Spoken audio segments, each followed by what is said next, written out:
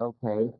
So first, let me remind you that the next time is going to be Olivier, who you've heard a lot, who's but who hasn't actually given a lecture, or who was busy this week finishing a book of some sort. I wonder, I don't know if it's on Merleau-Ponty, but his thesis is on Merleau-Ponty, and he's going to, and he is, we, along with Eric, think that the sexuality chapter is very important and we can't skip it.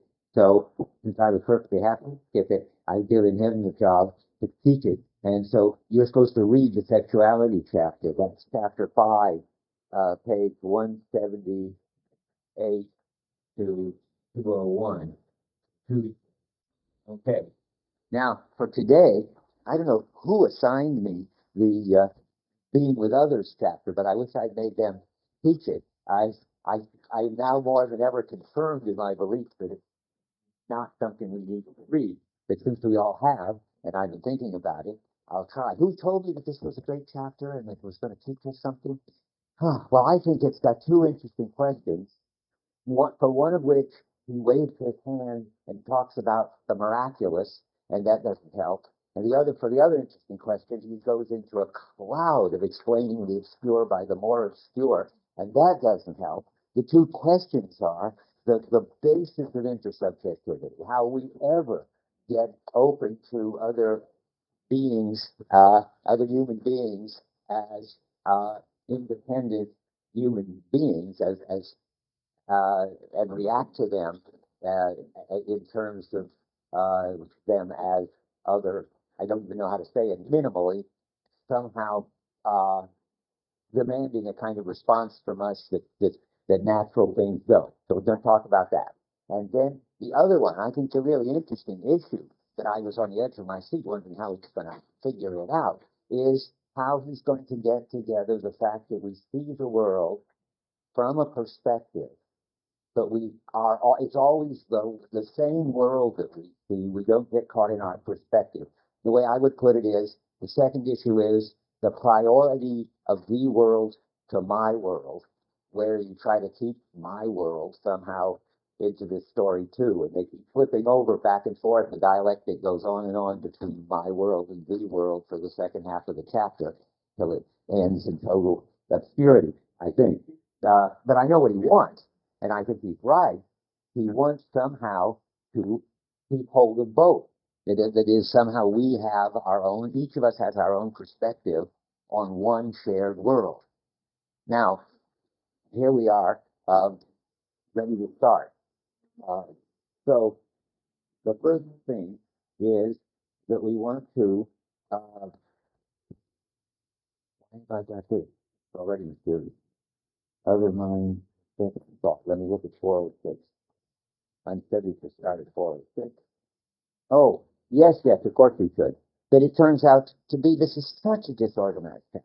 I mean, he launches out into a criticism of objective thought at the bottom.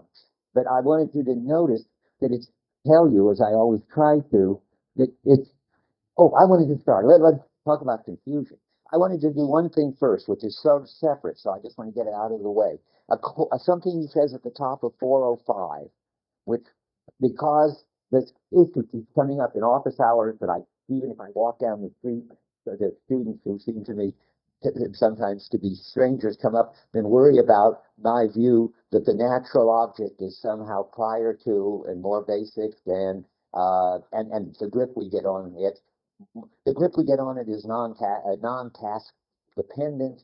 And the object we get a grip on is some kind of natural object. It is prior to social and cultural. We've gone through it again and again. I just wanted to show you on 105. He says it again. And I'm going to tell you what I think it means in a way that's become clearer in discussions in office hours maybe than I was before. About 4 lines down on 405. And every object will be in the first place and in some respect a natural object made up of colors, tactile and auditory qualities insofar as it's destined to enter my life. What I want to talk about is that first, obviously, there's this natural object, the top of 405, which we perceive. If you're in a different book, who's got the concordance this time? Anybody? Alva usually has it. 348, but I can't find it. Okay, it's the end of a paragraph. The next paragraph right after is just as nature finds. Very top of 405. So it's 347. 347. Okay. So right before that new paragraph, every object will be in the first place, in some respect, a natural object. I don't know what the in some respect is, but I think I understand what in the first place it is and why it bothers people when I say it, because it doesn't mean that genetically we first experience natural objects before we experience them as relative to our interests or relative to our culture or as equipment or whatever. That can't be what he wants to say. It isn't genetically first. What is it then? Well, I think it's what phenomenologists call a founding kind of relation. That is, you could experience a natural object. You don't very often, but he does talk about how you can do it in the Place de la Concorde if you just stop and stare at a wall. You can experience natural objects without past relative and without cultural relative uh, characteristics.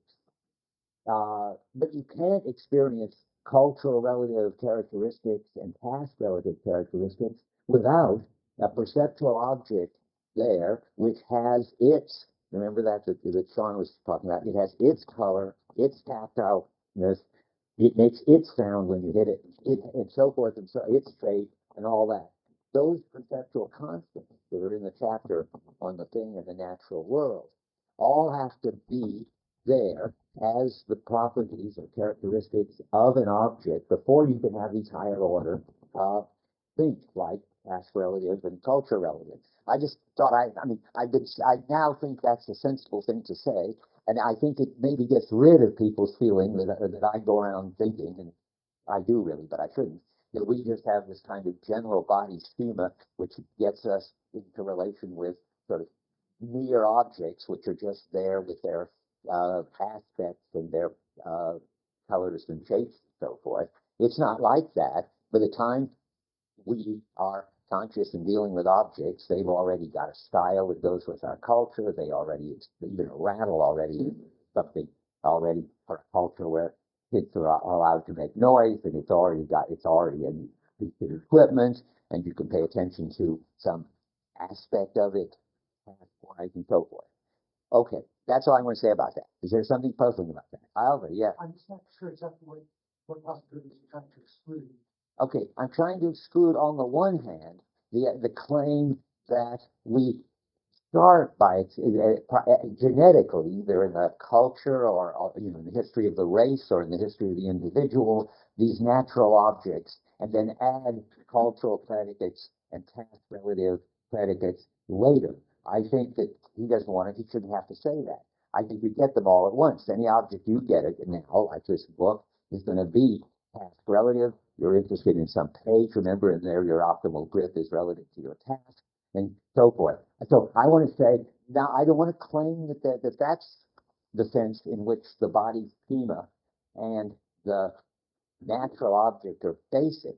So that's what I'm excluding, the priority of that. I want to say, but I want to exclude, on the other hand, a kind of constructivism, maybe I never made that clear, which says there's nothing basic at all. I mean, once you see that it's permeated with culture and past relativity, you see that there isn't any and there never was any natural object at all. That's what I was resisting. There's still some sense in which there is a level of natural object, which according to Merleau-Ponty, and it seems right to me, and a level of the body schema, which is of course the thing latches onto it and is the key to unlocking it, that there is that level, and that level is in some sense, what's the word prior here? I've actually forgotten the word I was talking all about. In the first place. And every object will be in the first place. I'm trying to explain first place. That is, there is a natural object. It isn't cultural all the way down, but it isn't as if the natural object ever shows up as independent or needs to. That's what I'm trying to say. Is that any better? Yeah. Okay. One might to one extent, you might say it's not cultural all the way down, but that it never is experienced independently. That's right. Although it never seems to be too strong, because he gives this example of staring at the wall in the Place de la Concorde. It could be, there's nothing in principle against you're latching on with your body schema to the natural object, which is not equipment, it's lost its cultural style, you're just staring at it and haven't got any task in mind. You can do it. There's a painter whose name I've been trying to find, which somebody once gave a lecture on. I know who, so I have to just call it, who's apparently made it his life's work to try to paint objects as mere objects. And they're sort of weird, and their color is sort of vague, and it's clear that they've got some kind of shape, but it's not very specific and so forth. And I think that's a real experience. I think this is the sort of Cézanne of mere objects, and trying to put it on his canvas. Yeah. Whenever you read this license thought that in some sense the natural properties are not in an experiential sense, it's very difficult to experience, but because whereas the other properties only show up against cultural background, the absence of which doesn't touch. Well, that's what I think about this founding thing. Yes, there's a level of nature, and the nature is something that our body schema has, I would say, evolved to be exactly in tune with. I mean, he never, I guess, evolutionary kind of thinking wasn't in the game then. But anyway, there is this natural us, and we've got this natural body schema, and it's linked, it's in sync with these natural objects, and that can be independent of everything, of all these other levels. That's the sense in which it's in the first place. But it almost, we practically never experienced it, and that's all right, because it's always already transformed by all these overlays. But it's never transformed away. That would be the other mistake, that it's culturally so determined that there isn't a natural object in it. It's the last very simple question. So the body schema, body provides the necessary background to experiencing the natural properties. You need to feel cultural background to understand the experience of cultural properties. That's what I would say. But then the idea is that the body schema is itself not conditioned by culture. Well, that's a good question. I would have thought that it was the same as the object, that it could be independent, that it is a level, it doesn't require culture and it doesn't require task. But that once you've got a culture and a task, that ought to get into your body schema just the way it gets into the way the object shows up. They ought to be completely correlative. Yeah.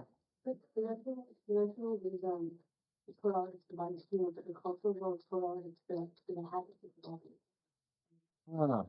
Well, yes, she's right. I mean, if the culture, she did put it this way, but it's what she said. The cultural schema is innate, whereas whatever else comes along is based upon our habits. It's true that there is the innate part and the acquired part. And of course, obviously, the cultural part's got to be acquired. It couldn't be innate because it's different for all these different people. And if you want to use the body schema, and you should probably, as the innate, always already given a history, there's a prehistory, all these funny ways he talks about it, an inborn complex, weird things he says. If you want to find this, then you find it, then you better call that the body schema. So I'll take back the idea that the body schema gets changed. What you get to is a lot more body sets than this original body schema, where you're set to see all sorts of cultural things, stylistic things, relative things, and so forth. And they go together on the side of the object, and they go together in the intentional arc. That is, the world that showed up, or that might show up, in principle could show up, as mere, he loves them, so I call them mere, as objects with all kinds of wonderful synergistic, intersensorial properties. That world, which is the product of the intentional arc, because it shows up for me because of my body schema. Thanks to the intentional arc, not only does all this other stuff get added to the body schema, but of course all of this other stuff gets added to the world. It shows up in our world. That to talk of, as Piaget does, that Rick mentions every once in a while, mailboxes show up as mailboxes, and they show up as for mailing letters, and they look like that. And that's all right. That just shows that there's a lot added to the original schema. Yeah, looking worthy. You said PJ. Oh, yeah, yeah. Did I say Piaget? Good. I know I meant Gibson. Topic came up with the mailbox example. Oh, really? Gibson takes it over. Okay. Yeah. I think that maybe another way to look at it is not an innovation, but the Is it what? disruption.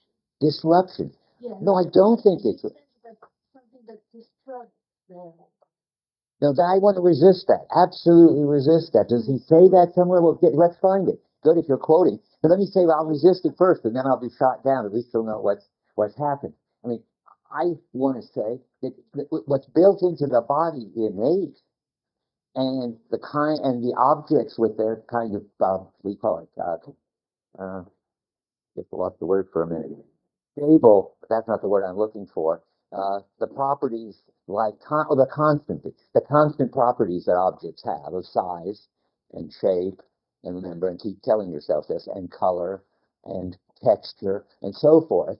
That I'd be very surprised, but I'm ready to be surprised that would ever be disrupted by what the tasks we had, the kind of equipment we had, the cultural style we had. Why would that disrupt it instead of add to it? Now, tell me where he says the other.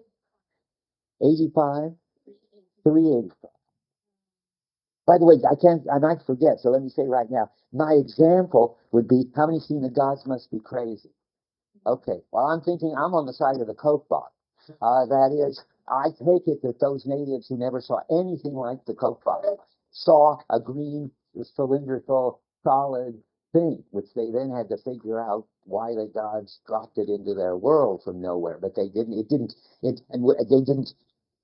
And when they did, it didn't disrupt it. It just they finally thought it was for rolling things and for hitting people and so forth. Okay, now, yeah. Isn't it first see on what you just said? Didn't they first see something that's all from the gods and not just that there's up with properties on it? Oh. Well, that's interesting. I guess I want to say to that, I don't think that was a way things look. That it or I want to say, I don't know which. We don't have to. We have to interview. Maybe it did look like a cup from the God, so we want to say that's added on to the Coke bottle shape. But then my example is gone. I was hoping it was a natural object that fell. Rich got me there. Maybe you have too. Where's the 385? At the end of the paragraph. Okay, for those who want to know the other pages, wait, 330, right before the paragraph? Okay, now I'll read it to myself. Everybody read it to themselves, starting with the natural world as the horizon. I think that says what I said. It's a given unity underlying all the disruptions of my personal life and historical life. That doesn't mean a unity disrupted by my personal historical life. It says exactly what I said. There's this unity which, I love it. I mean, that's the founding relation I'm trying to talk about, isn't it? I mean, it doesn't say it gets changed by the disruptions of my personal life. Maybe the next sentence. 10 million years of a given general and free personal existence of my sensory functions, which we have just, that's exactly what I was saying. I mean, your sensory functions don't change. Your eyes do what they did, and your hands and all, and your ears, and it stays there as a free personal, that would certainly be task free, and I think cultural free, something or other, no matter what happens, it underlies them. Why do you think it says the opposite? Anyway. About a free person existence, that the other stuff is not added on it. Well, I don't see anything about the disruptions. I see. Well, I see you mean. I see how you're reading it now. A unity underlying, in spite of the way my personal and historical life disrupts it. Well, even then, whatever that would mean, the unity stays there underlying it. The way the sentence is. I mean, whatever disruptions there are, they don't change the constants. we have to think of an example of what would you think, what are you thinking of? What would disrupt it? We're back to the Torah and the sacred, baby. I mean, somebody declares it sacred, and that, but even my picture is, yeah, it's sacred. That'll do funny things to your maximal grip and where you're going to stand, but it doesn't, it still keeps a constant color, constant shape, constant weight, constant size, and so forth and so forth. And nothing can disrupt that. And that's what I think, and this passage doesn't change my mind about it. And I like the idea of underlying. That's the sense of first. I mean, not first in the sense of genetically first, but always there with a certain peculiar kind of priority, which I will repeat for one last time. You can have that level without any of these disruptions from these higher levels, but you can't have any of the personal and historical levels if you didn't have already the pre-personal thing. Yeah. I was wondering if I'm just viewed as a way of thinking about objects, natural objects, usually, especially, is there a way of thinking about yourself as a natural self, which steps out of And I think there is, and I think it's relevant to this chapter. It's probably one of the many balls in the air in this chapter, which I can't keep track of. The natural self would be the body schema, which we share with all human beings, and we perceive in the same way, death in the same way, and we follow brightness attracts us in the same way, and we go to the brightest light, or the light that's right to see what we're seeing. All that stuff, that would be the natural self, which underlies the social self. I think he knows that. And so that's sort of related to this. It's pre-personal, meaning not personal and not historical. And the body, of course, this is also true the fact that the body has arms and legs, it moves forward more easily than backward, it balances in a gravitational field, the kind of things that Samuel Totis is interested in, that we share with all human beings. That's not the body in Merleau-Ponty. The body in Merleau-Ponty is this schema for intertranslating all of the sensory input. Okay, what you're saying? Well, I don't think you can separate out because anything you do is going to be an action. It will be constituted by being constituted in time. It's not, but sometimes anything is going to compete or anything that would contribute to like your body just Even if it's something the body feeling. you know. I know, but even when you're eating, like what you eat or the way Good, that's the social. yeah. Okay, So that's all right. It's not, I see now a new distinction. It's not that there's some kind of animal thing that your body organism does that's not social, like eat or sex or breathe. Let's suppose that's all social, that every culture has their own style for doing it. That's not the issue. The issue is whether the body schema is pre-personal and not social, and whether the object that it gives you is, remember, no matter how you got to eat something that keeps its shape, or at least you do, keeps its shape and size and color and texture and weight. And I could get a list and just hold it up every once in a while. Anyway, I'm glad I brought this up. I knew that it was a kind of can of worms that's sitting there in the background. And I don't think we need to bring it up again because it's not. I don't think it's the issue in this chapter. I think that there are these two other issues. So let's go to them. Okay, and as I said, I think they're interesting issues. So we go to 407. Now, what's happening on 407 is, that's why we have to go there, to warn you that it starts being all, at the bottom of 405, he asks the question about how an action of human thought can be grasped in the mode of the one. But then he sort of drops that and goes on to other things. I don't want to read all this. I just want to tell you that 406 is not Merleau-Ponty from 5 lines down. You may be getting used to this now. I should really take a poll. Do you realize that 5 lines down, the reply will at once more be that I see a certain use made by other men and implements. I interpret their behavior and analogy with my own. Do you realize that's not his view? He doesn't think we interpret other people. He doesn't think it's a mental activity. He doesn't think that it's But we do it by analogy. They do that, and if I do that, I'm angry, so they must be angry, and so forth. So that's not Merleau-Ponty at all. And then at the bottom, of course, it's still not Merleau-Ponty, because now he's going off to say the existence of other people is a difficulty and outrage for objective thought. And he thinks that. But he then goes on, so that phrase isn't Merleau-Ponty, but then he goes and develops objective thought anyway for all of page 407, which is also not Merleau-Ponty. Now I need to tell you something else. How many from some other course or something know Sartre's talk about being for others and being in time? Anyway, he's got Sartre always in the background of this discussion. If you were going to write on this, for instance, you better read the section of being in nothingness called being with others or being for others. I forget. Does anybody remember what it's called? It's also the subject of no exit. But in no exit, the ontology is sort of in the background. And Sartre's got this whole story, which you get in here in clear, condensed form. Merleau-Ponty is very good at summing up other people's views.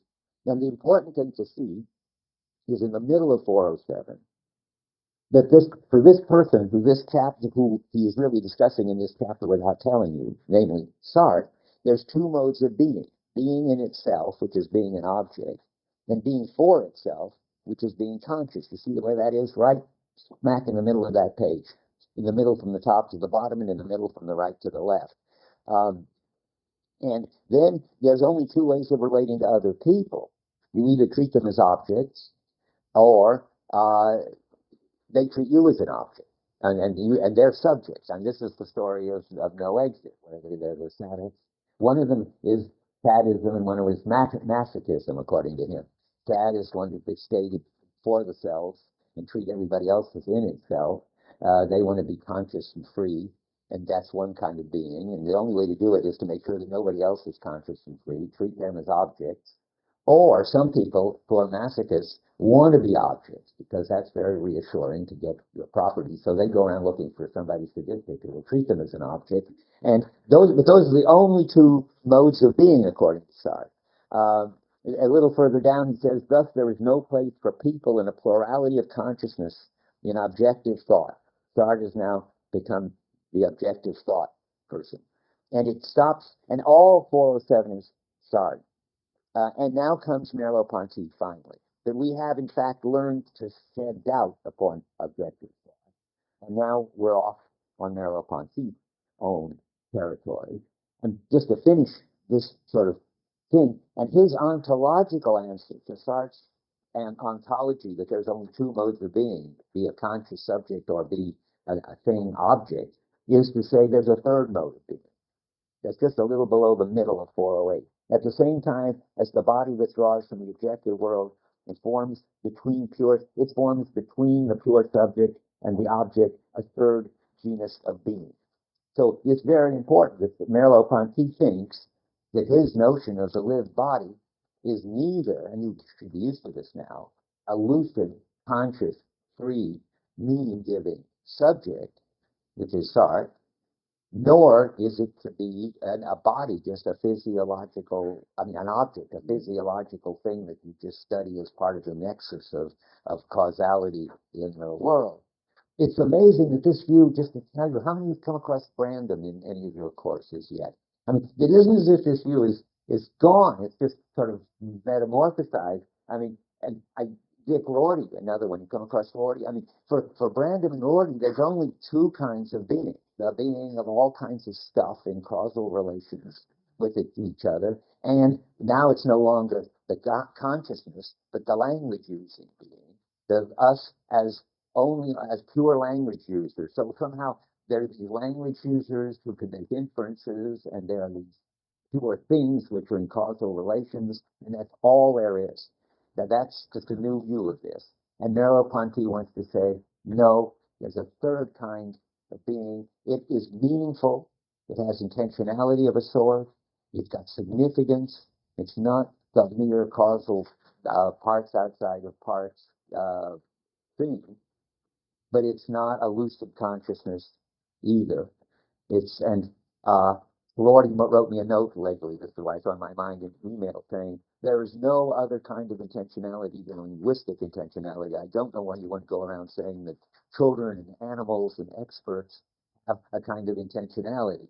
Well, that's exactly what I want to say, and what Merleau-Ponty wants to say. There's a kind of body intentionality, which is in this meaningful relation with everything else, and isn't pure subject and isn't object.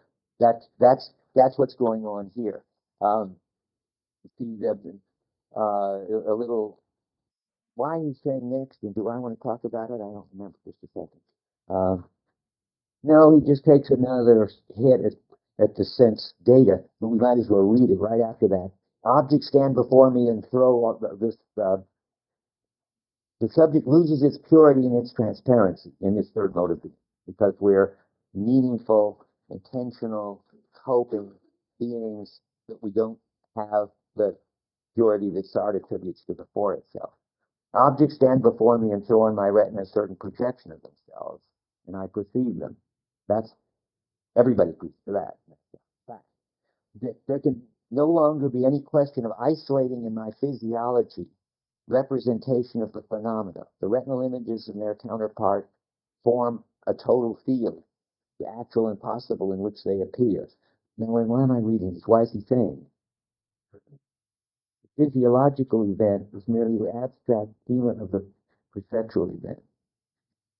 Oh, he's saying, I see. Yes, he's against any sort of view in which you can give a kind of mechanistic account of perception. There is, and that would be some kind of physiological story about how the images hit the retina and then they get up to the central processor and so forth. That's just not the perceptual event, and you can't invoke under the name of mental images discontinuous perspective views corresponding to successful retinal images.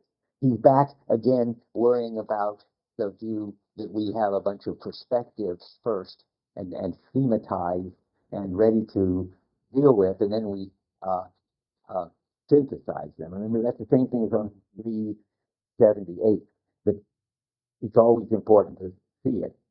But then now we're going to get into the interesting thing, that he's claiming. I want to come back to the middle of 409 at this time, by the way. I want to signal it so we'll remember to come back to it, or at least you'll notice it. I'll mention it now, because I think we probably won't come back to it, given that we always go into discussions, and that's fine.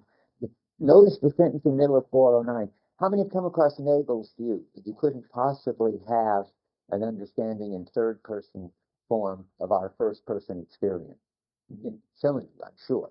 Well, there's a Nagel sentence in there. He says all of a sudden out of nowhere, exactly half on down on 409, how significance and intentionality could come to dwell in molecular edifices or masses of cells is a thing that can never be made comprehensible, and here Cartesianism is right.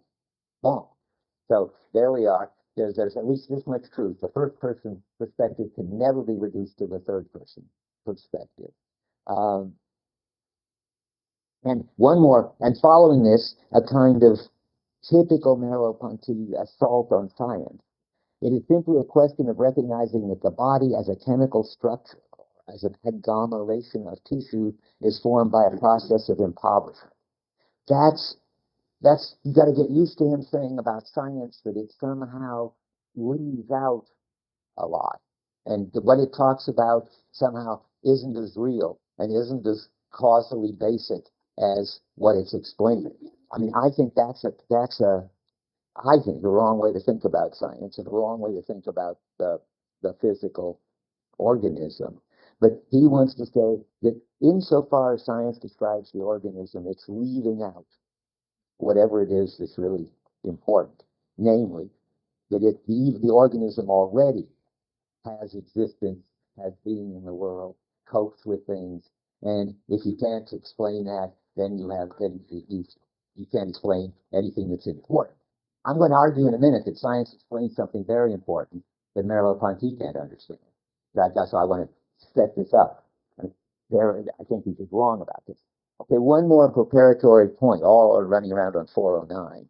As always, I want to try to see how much he's going to get out of his optimal grip story. And what he says at the bottom is that what we through phenomenological reflection, I discover vision, not as a thinking about seeing, to use Descartes' expression, but as a gaze at grips with the visible world, and that's why, for me, there can be another gaze.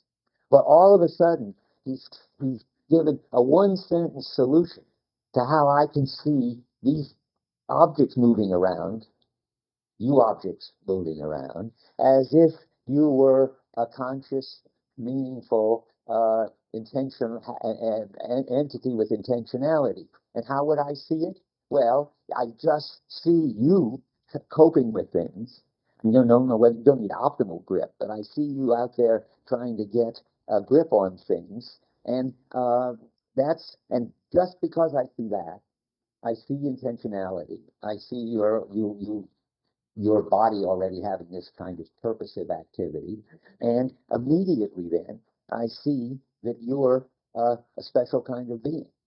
And having he just says it, and on 411 he comes back to it at the bottom of 411. No sooner than has my gaze fallen upon a living body in the process of acting, then the objects surrounding it immediately take on a fresh layer of significance, and so forth.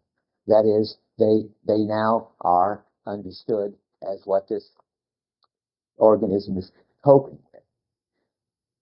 Now, that's as far as he ever gets to this interesting problem. But I think he comes close enough that we can push him further. I mean, the interesting problem is how is it that I come to recognize other people as other meaningful acting beings like me? And his answer is not by analogy. That would be this objectivist mistake. I see them making movements, and I figure that if I make those movements, I feel so and so, so they must be feeling or thinking so and so. He hasn't got any criticism to make of the equally wrong view I think he would surely hold, which is empathy, that I just have some kind of natural feeling for others. Well, he's closer to that.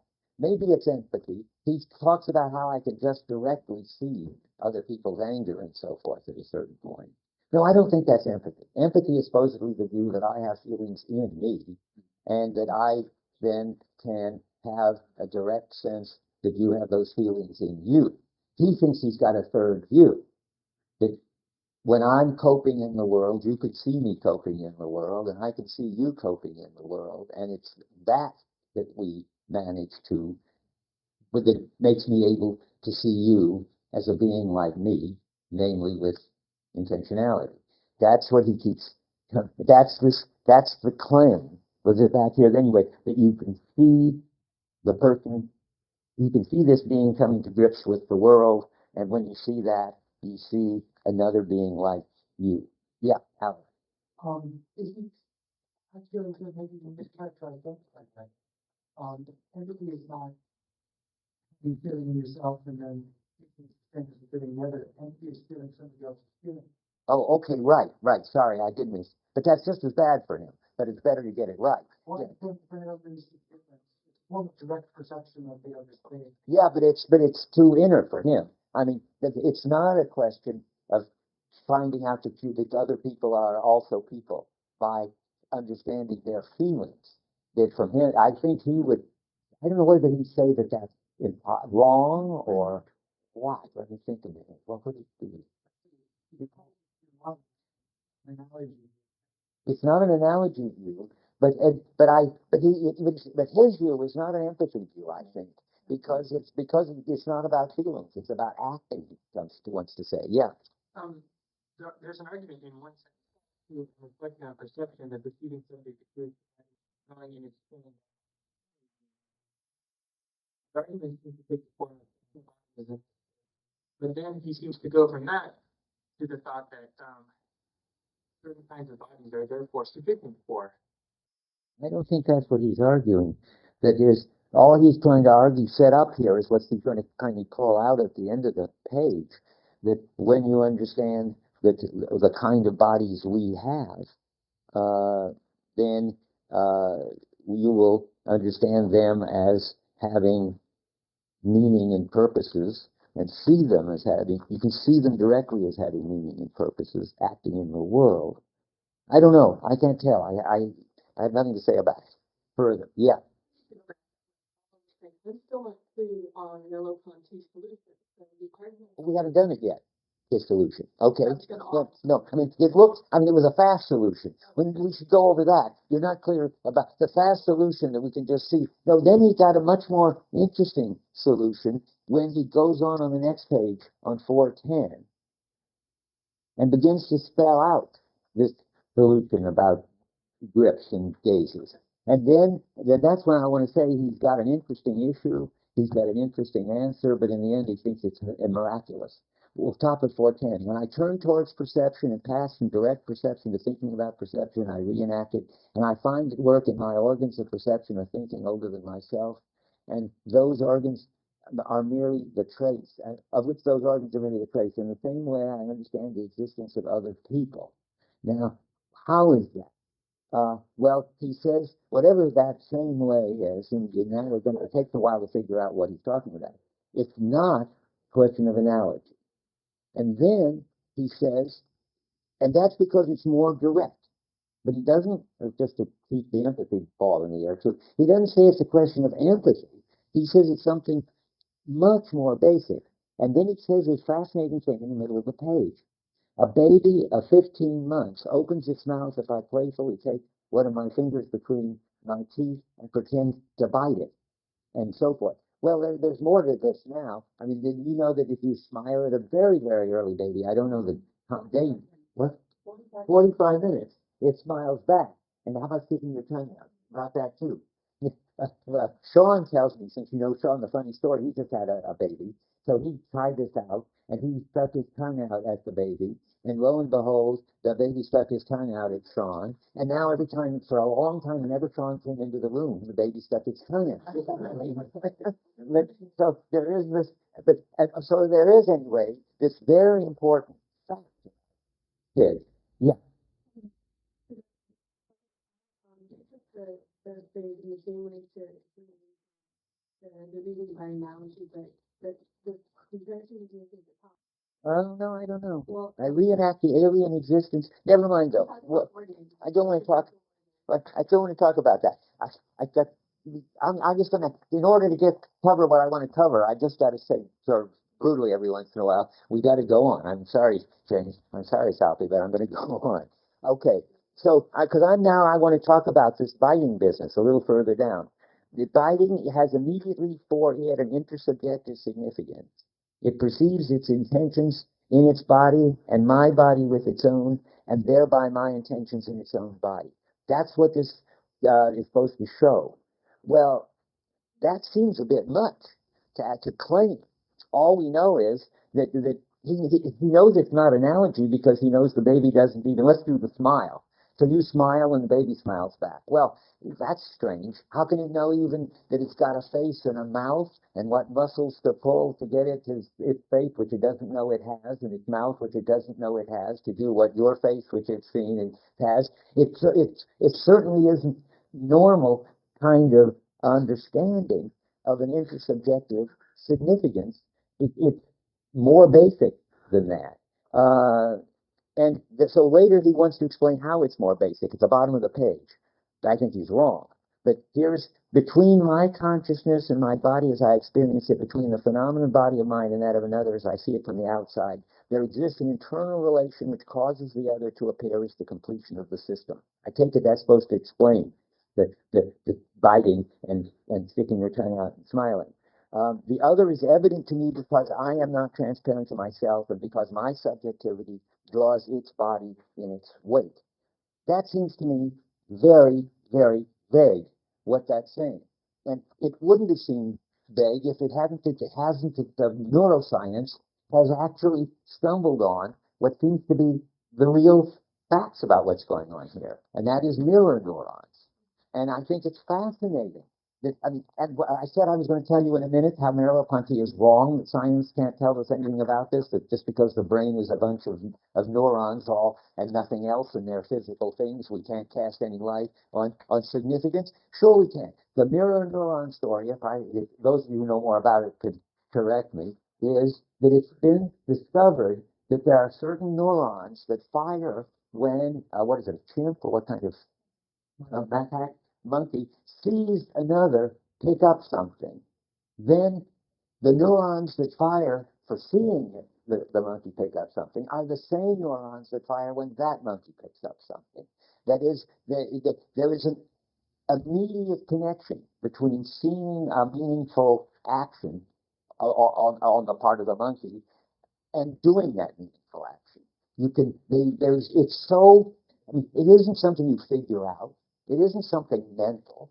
It's something just wired into the neurons that already interact with the organisms that do these kind of things in a way which picks up that gesture. Now, I don't know why, but there must, and I gather you inhibit it most of the time. You who know more about mirror neurons, we don't go around always picking up something when we see somebody pick up something. They think the monkeys, the macaques inhibit it, I suppose. Yeah, Well, that's right. if you did do it, you would be repeating yourself. Right. The gesture of the other is already described in the observing human. Humans have this too. Yeah, but that covers up the question. And if there's some neuron that fires when I see it happening, the same neuron that fires when I do it, why don't I do it when I see it happen? You don't do it. Well, that's a problem. I think that's a problem. Why is it a problem? Because well, how can it? I Can mean, you tell me an example? Yeah. As a kid, I remember seeing my sister sitting up on the kitchen counter, put her hand on the hot stove, and I felt something kind of seeing her kind of die, you know. And from then on, the stove looked, and had this, I could see the repulsion of the stove, and it seemed like a yeah.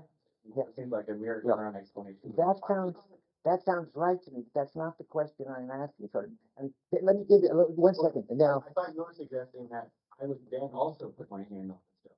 well, But I'm if by seeing this, I'm actually repulsed by the stove. okay, but And that the mirror neuron would help it to understand. okay, wait a minute. If it's the same neuron that fires when you guys can help me out. But first, okay, go ahead. How to do that, I think, is what it's preparing you to do that. So it's some other contribution from the brain to do it. My picture of mirror neurons, so I don't know if anybody's written about this, is yawning. I mean, that's the pure case. You see somebody yawn and you yawn. And I mean, I take it that the shortcut between the seeing it and the doing it is really there. But and I don't know how, and it may be for the baby, the tongue sticking out and the smiling must be like that. You see somebody doing it and you do it. And that's mirror neurons that they're mirroring us. But what I want to say is Merleau-Ponty of course, has no clue about this. So he says these very vague things. There exists an internal relation which causes the other to appear as the completion of the system. That's supposed to be the baby sticking its tongue out, I presume. And well, let me just say one thing, Albert. I want to find out where it tells you it's miraculous on the middle of 412. Now it is precisely my body which perceives the body of the other. That's right, all right. I stick my tongue out, and the baby's body perceives my tongue going out and sticks its tongue going out, and discovers in that other body a miraculous prolongation of my own intentions. So I stick my tongue out, and the baby miraculously sticks its tongue out. Big deal. I mean, that's not any help. But now we can say, I stick my tongue out, the baby sees it, the same neurons that enable it to see it are turned on, and with nothing else needed, it automatically does it. I take it. I mean, that's supposed to be what's happening. And that seems like an explanation. It also seems like an idea that maybe you can understand some of the phenomena he wants to understand by understanding what's going on in the brain, which means that the brain isn't just an abstraction that leaves out everything important. The brain might even be doing some of the things that are important. So I find that all interesting. Now, there was another hand up. Yeah, James. So even if the brain is important in that kind of way, it's 0.409, but I guess you're right. You're right. I realized that, but I didn't say it, so I should have. Yes, I mean, the Nagel question is how consciousness really gets into the cells. That the cells could pick up what that something like the significance of what's going on without it having to pass through the mind or consciousness. It seems to me a funny thing that that actually could happen and that he can't understand. I mean, this we have to talk about this, but I mean, it certainly can't pick up consciousness, and maybe it's too. I see what you're saying, too automatic and too minimal to say that the cells are picking up the significance of my yawning and yawning back, or my tongue going out and going back. How could cells ever pick up the significance of anything? And okay, well, there are models. Walter Freeman comes back in here of how cells could pick up the significance of something, but it would take a lot more cells and a lot more longer story. I'll buy your point. Alva. Yeah, I think the very well situation is way as well. Back in the 60s, people discovered that certain cells have receptive is part of objects moving in a certain orientation in the visual field. When we start, wow, we can build up an account of how we experience spatial properties of objects by the composition of those receptive fields. That completely failed. There was no such theory in the object. All we know now is that among the many cells we are, some cells have the same receptive field properties. If they show this, then monkey does that. You don't really get, they haven't been represented in other animals. Wait, stop. I don't see that context. There's no theory of doing that that makes any sense of the phenomenon of the picture. So the way of trying to actually strengthen James. Well, I'll buy all that, but in the context of where he on page 410, he's thinking about this deep story supposedly about the baby and the baby, sticking its tongue out its back. And what? There's a very developed behavioral psychological theory of imitation. Imitation, there's a lot of considered this imitation. But mirror neurons, what role mirror neurons play in imitation at this stage is. Okay, I'll buy that, but there must be a brain story about imitation, and it's not going to be there exists an internal relation which causes the other to appear as the completion of a system, or maybe that sort of sentence is just an empty placeholder for the story. But the mirror neurons is a little piece of that story. I agree with you. Or maybe it isn't even like the Jubal and Weasel cells never turned out to amount to anything. I was so happy about that. I from the start never believed in the Jubal and Weasel. Okay. Well, good. They can work on it. Let me go back to this because time is getting short. I think all I want to say is, let's see if I got this, that there is something which Merleau-Ponty's got onto. I mean, the phenomena is certainly important. That you got what am I here? 414.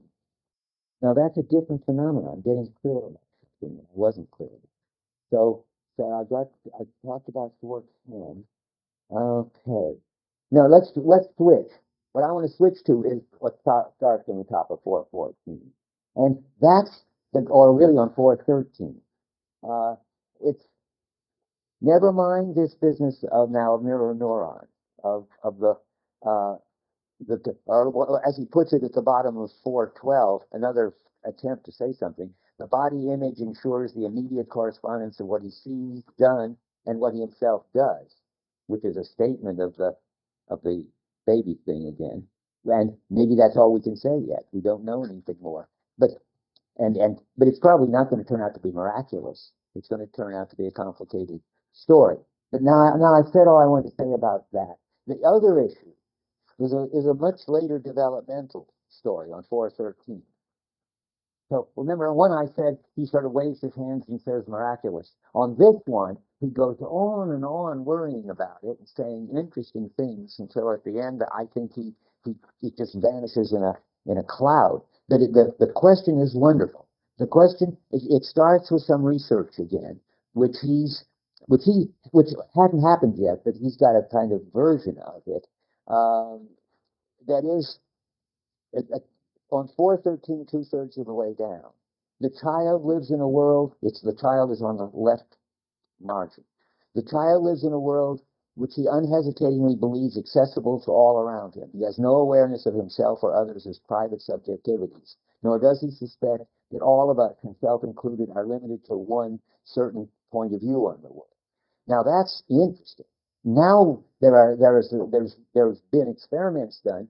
Children at the age of 3, you give them the following experiment. This just confirms what Merleau-Ponty is saying here. Only it's much more dramatic. There's a box that's of a kind of candy, and you show the kid, the 3-year-old, the box of the kind of candy, and you open it, and lo and behold, it hasn't got candy in it. It's got pencils in it. Very disappointing. Then you have some adult come into the room, and you ask the child, what does he think is in the box?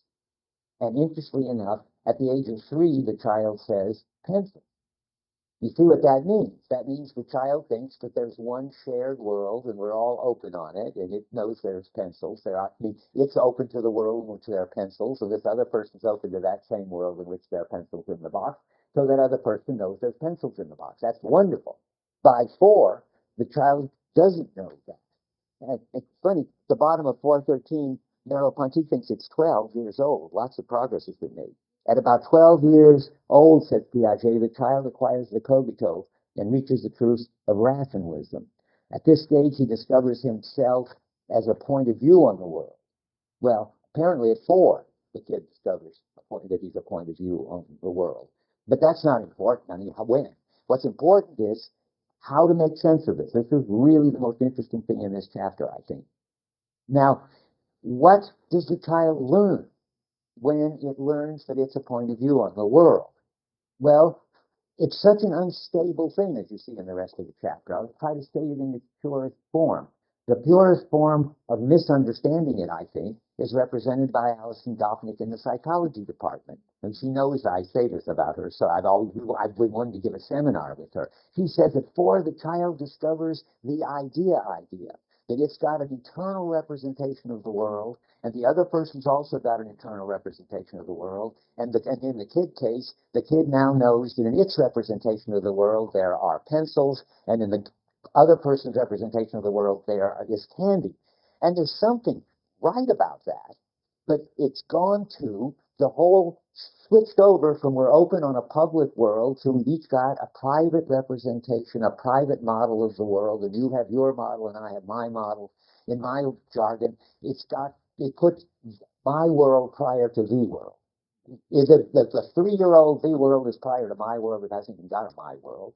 At 4, the child is flipped over into pure Sartrean or cognitive science or Cartesian craziness, I think. But anyway, you flipped over into this view that my world is prior to the world. It's on the basis of my model of my world that I'll have to figure out what your model of your world is, and then we could construct a model of the shared world, which there really isn't any, of the shared world, that we've all got but we can make this, whatever it is in common, into shared understanding of the shared world. But you've got your representation, all that you've got, really. This is pure Sartre. Sartre has worked this out in detail, and it's what you'd expect. That is, that from the point of view of each individual subject, that individual subject has got to have its own world. And look at this on 415. He's talking Sartre, though he doesn't say so. About halfway down. Oh, well, I think I jumped a little quickly ahead. Just a second. Oh, yeah. One thing I want to say, which is very important, we're going to come back to it on 414 first. So there the child achieves the cogito. All of a sudden, the child turns into Descartes, discovers mental representation. See, what I want to do is give a seminar with Alison Gopnik and say, how do we know that the child discovers private mental representation? How do we know that the child isn't brainwashed into your model of representation at this point? All the child has understood, which is very important, is that it's got a perspective on the world, and it's different, and so have you, and yours is different than its. But it doesn't say that you've got your private model of the world and the other person's got it. But now comes the point I want to raise. It's very hard to understand how to talk about this. where it either looks like we've all got the same world, and then you get the view which he attributes, which is really a kind of Kantian view, where it's not his own view anymore. There's always non-views. I'll see if I can just flip to it so you know where it is. Uh, hmm. Yeah, okay, at the bottom of 417, he's starting with after this failure. He does the view that we are all having. But let me try to say it just clearly first. So either you think like the child, the 3-year-old. You not only think, you experience like the 3-year-old. That you are, as he puts it on the next page, an empty head turned towards the world. Or someplace in here it says that. And where's the empty head turned toward the world? Is somebody saying? I'll tell you where it is in a second. This is unique in the other version, which makes it hard for me to figure out where they are in this version. Mm-hmm. Gee, I didn't underline it. It's one of my favorite phrases. You didn't underline it either? Oh, no wonder I'm glad you, okay, well, I was behind it instead of, but I don't see it yet. You see it? Yeah, it's the bottom. The bottom. Of 413, the bottom. Oh, yeah. For him, that's the child. Then our empty heads turns toward one single self-evident world where everything takes place. That's wonderful. That's very important. That's the view of the 3-year-old. Now, and you can, and then you flip from that to everybody's got their own perspective on the world, and all they can ever experience is their perspective on the world. That seems to be what you flip to it for. But it can't be. That's what the theory people think you flip to. And Merleau-Ponty has this strange and interesting thing to say about it. At the top of 414. It's not an answer, it's a puzzle. And the puzzle just gets more and more puzzling for the rest of the chapter. He says, at this stage it is held, he, the child, discovers discovers himself, both as a point of view on the world and also called upon to transcend that point of view and construct an objectivity at the level of judgment. But perceptually, he's now limited to his point of view. Piaget brings the child to a mature outlook as if the thoughts of the adult were self-sufficient and disposed of all the contradictions. Piaget and Alice from Tottenham are the same in that, and all cognitivists. But in reality, it must be the case, and this is the funny claim that's interesting, that in reality it must be the case that the child's outlook is in some way vindicated against the adults and against Piaget. Now, what that means, in some way, it must still be true that we experience ourselves as open on a shared world. And that's right. Look at this. Here we are. You're looking at me. I'm looking at you. We're all looking at this classroom. You don't feel that you're imprisoned in your perspective, and I'm imprisoned in my perspective. We really see that the phenomenon is that we are open heads turned toward the world from a point of view. And that's what he's trying to say and preserve here. And he says, with all these cognitivists leave out the empty head part, but you've got to have both. And the question is, for the rest of the chapter, how do you have both? Because what he says is, then, okay, let's start at the top of 415. When you can see other people's anger and without recourse to any inner experience of suffering or anger, maybe that's the anti-empathy part. I perceive the grief or anger of the other in his conduct, in his face and his hands, without recourse to any inner experience of suffering or anger. That's anti-empathy. Where are we now? And because grief and anger are variations of belonging to the world, undivided between body and consciousness and applicable to others' conducts, visible in his phenomenal body, as in my own conduct is presented to me. But then the behavior of another and even his words are not that other.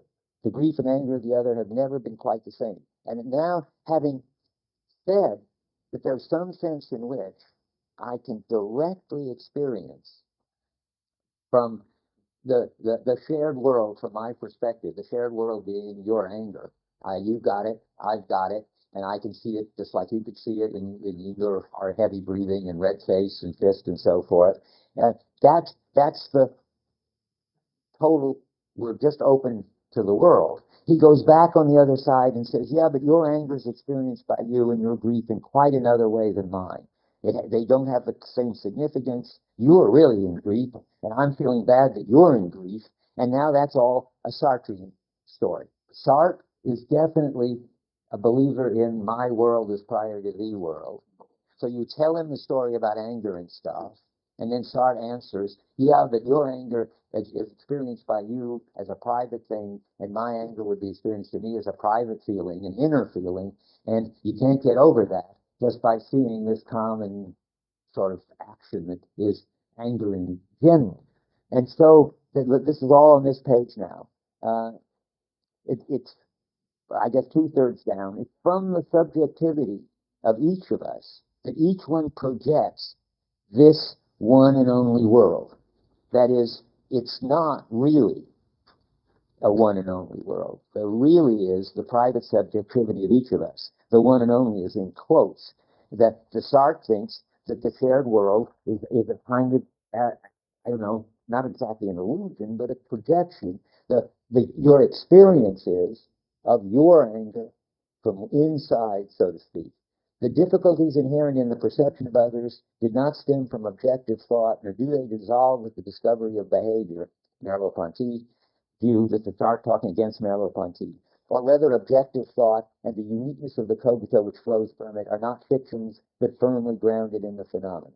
All that's all Sartre answering him, Merleau-Ponty. And then I guess the next paragraph is probably Merleau-Ponty, but it becomes Sartre again on 416, where he says, I, on the other hand, share no common ground with another. This is to be really inside your perspective. For the positing of the other with his world and the positing of myself with mine are mutually exclusive. Now that's to say my world is prior to the world. The true phenomena is that each of us has our own world. There's whatever sense there is of the shared world, it's something we sort of each agree on as something that we find in common between our private worlds. Once the other is positive, this is still Sartre, once the other's gaze is fixed upon the other's gaze fixed upon me has, by inserting me into its field, stripped me of my part of my being. The for itself has turned me into an in itself, in other words.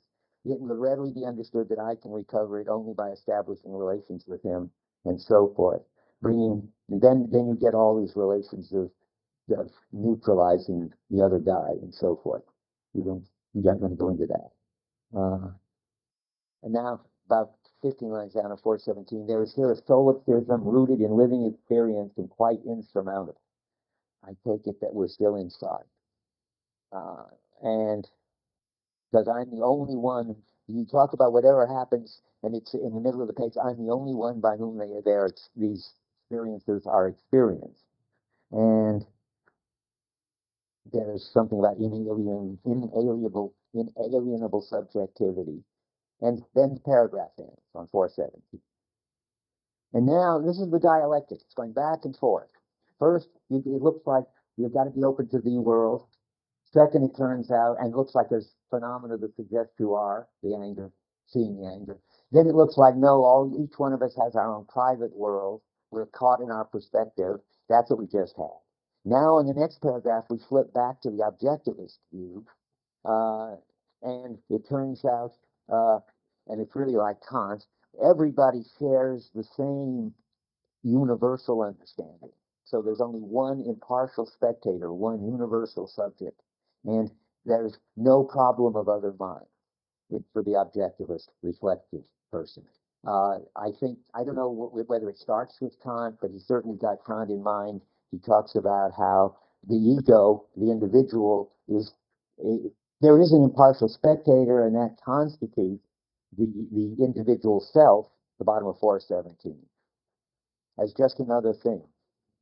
That this general consciousness takes my empirical self, to talk like Kant, my transcendental consciousness, which is universal, posits my empirical self as that individual which has a view on the world, that I'm really this transcendental subject. So then he's going to criticize that for a while. And but now you should have in the back of your mind as you read it. By the way, this goes to the middle of 418, being not Merleau-Ponty, but being the now it's not Sartre either. It's Kant. It's the opposite of Sartre. Instead of everything is completely my world, there is only the world, and me and my world are just constituted and posited. That now he comes back to the trying to find out a place for my world at the top of 419. Remember what the question is. I don't want to lose it. How do we keep both the 3-year-old and the 4-year-old's truth? We've got to keep the fact that we're empty heads turned toward the world, and we've got to keep the realization that I see things you don't see, and you see things that I don't see. That each of us have our own perspective. And the idea is somehow Merleau-Ponty thinks Piaget and Sartre all go in the direction of we're trapped in the perspective. We stop thinking we're open heads. And Kant, the transcendental ego, is like an open head turned toward the world. All transcendental egos see the same truths. And Merleau-Ponty rightly says we've got to keep both, and he hasn't told us how to keep both, and so we keep looking. And I'm going to tell you, we got 5 minutes. He never tells us how to keep both, but we keep flipping back and forth, and then finally you'll see he tells you something very important, but something that won't help much. Yes. So he says at the top of 419 that I have to be experiencing other people, and I don't need to talk about that. On 420, it starts again, the middle of the page. The other transforms me into an object and denies me. I transform into an object and deny him. It's asserted. The middle of 420, that's straight start. That's the story of no exit. And we're going around in circles, or back and forth. So then he switches to solipsism, and the question of solipsism, which is a different thing, whether I can understand what it is, whether the notion of other minds makes sense to me at all. I'm not going to say anything about that. And then he switches to the social world and goes on and on about Russian peasants and so forth on 422 and class consciousness. It is a mess.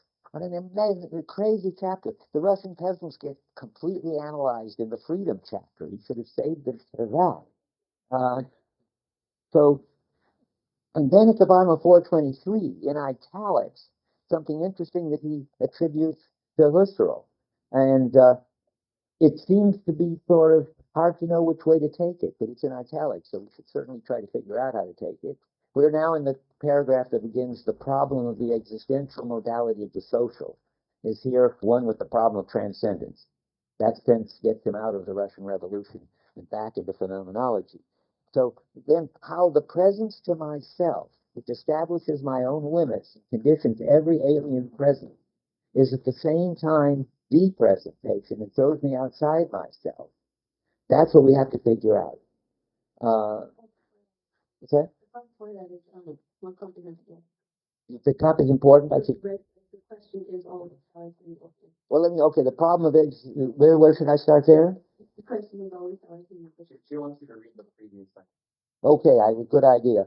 That's it. Whether we are concerned with my body, the natural world, the past, birth, death, the question is always how I can be open to phenomena which transcend me, which nevertheless exist only to the extent that I take them up and live them. Oh boy, is that important to read that sentence. Because that could sound terribly much like idealism, but I don't think it's meant to be. What? Well, then the one I just read is the one after it. But let's get this. I don't think he's saying the question is how I can be open to phenomena which transcend me and which nevertheless exist only to the extent that I take them up. That would be nothing in the world exists except that I take it up. That can't be right. It's got to be something I wrote my translation of it into something that somebody could possibly believe. No, I don't see where I wrote it, but I'll tell you what I think. It seems to me he's saying that we've got to understand that the significance of the phenomena depends on me. That is, the phenomena won't exist, that is, won't be significant unless I take it up, unless I take up the significance and live it. I think something like that is what he wants to say. Well, remember he says that existence and significance are one. That's right. Well, that's what I'm basing it on. Right. Yeah. You don't think existence for him isn't existence objectively like electrons exist. Electrons, I don't know what his word would be, but he's taken, I guess probably electrons are real, he might say, or something. But existence for him has significance. And of course, something has significance for me only to the extent that I take it up and give it significance. Yeah. I keep reading this discussion, trying to make the parallel to the house in the back. Oh, really? Oh, wow. I don't see how to do that, but I love to do that. How? Tell me. Because in the case of that's a case of experiencing something in a way which is not limited to or confined by just your own perspective. So there's a certain, and so the following here is that by taking them up, is just something to the body. Yes, of course. And I see that's interesting. So you take up the house and you take it up from a perspective, but because you're open to the world from a perspective, but you're open to the whole house.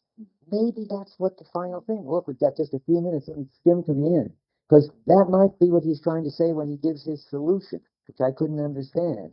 Okay, let's, this is on page 424, 425 at the end. I will get it now. Let's see. There's all this stuff about death and birth. I swear that's just smoke in our eyes when we're trying to deal with this. I don't think for a minute that that's important. But we could look at the last paragraph. Let's see now where we start. Okay, well, he thinks that it's a kind of contradiction that we are both open to the world and from our perspective, I think. And now about 8 lines down on 425, it'll perhaps be maintaining that a philosophy cannot be centered around a contradiction, that all our descriptions, since they ultimately defy thought, are quite meaningless. The objection would be valid if we were content to lay bare under the term of phenomenon or phenomenal field the layer of pre-logical or magical experience. For in that case, we should have no choice. We should, for in that case, we should have to choose between believing the descriptions and abandoning thought, or knowing what we are talking about and abandoning our descriptions. That's what Sartre is accusing of. Sartre is saying that only his view which really makes sense, his ontology and his understanding of all this. What Merleau-Ponty is saying is just magical gobbledygook from Sartre's point of view. And Sartre in general and Merleau-Ponty have this wonderful relation that Sartre has got this very clear ontology, and if the phenomena doesn't fit it, he just says so much the worse for the phenomenon. So there is no mutuality, there is no love according to Sartre. Those are just illusions. And then Merleau-Ponty comes around and says, no, the most important thing is to get the phenomena right. If we have to do something to the ontology, we'll fix it. In case you think this is a strange relationship, it's the Plato-Aristotle relationship. Plato's always got all sorts of arguments and then denies change, denies all sorts of things that we see around us. And then Aristotle comes along and says, no, the most real thing is this lectern, and it will fix our ontology. So here we go now. Now let's see. These descriptions must become an opportunity, his phenomenology, his sort of Aristotelian attitude, for defining a variety of comprehension and reflection altogether more radical than objective thought. Remember, Sartre is objective thought. The phenomenology, understood as direct description, needs to be added a phenomenology of phenomenology. We must return to the cogito in search of a more fundamental logos than that of objective thought, one which endows the latter with its relative validity and at the same time assigns to it its place. I think these are just words. I'm going to think more about what Alva said, but let's finish it. So far, I find that absolutely unhelpful. At the level of being, it will never be intelligible that the subject should be both naturans and naturatus, that is, infinite and finite. But now, this is what I called at the beginning of the lecture, just explaining the obscure by the more obscure. That if we rediscover time beneath the subject, and if we relate to the paradox of time, those of the body, the world, the thing, and others, we shall understand that beyond these, there is nothing to understand. Well, maybe that's going to cash out as meaning something someday, but it certainly doesn't mean anything yet. But I don't understand, when Alva said this now, I have to think about it, why he didn't just try to use the house story to do this instead of blow it up to death and time and everything. But anyway, this is why I didn't want to teach this, and I'm not going to teach it again. Okay.